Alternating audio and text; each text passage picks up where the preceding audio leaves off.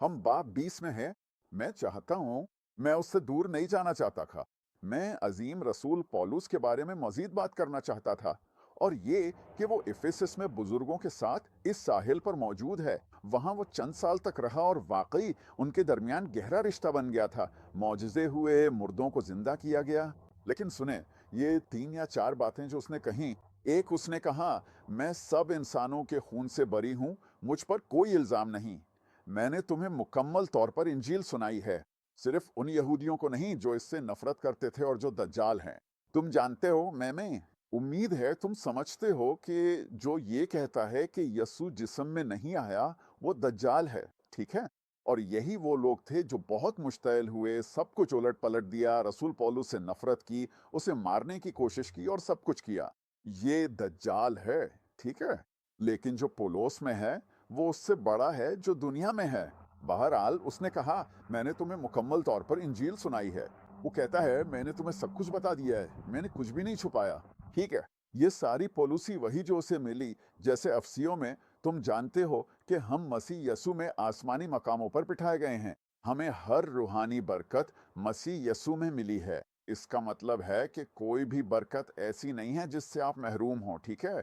गलतियों से जो वही मिली, वो रूह और शरीयत के बारे में है, ठीक है? कि शरीयत गुलामी है, ठीक है? और रूह जिंदगी है, ठीक है?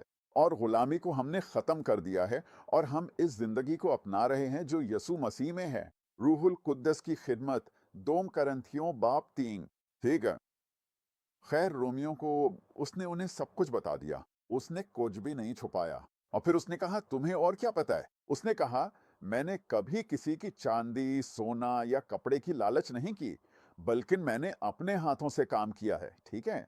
और अपनी जरूरियात और अपने साथियों की जरूरियात पूरी की हैं, जो मेरे साथ सफर करते हैं।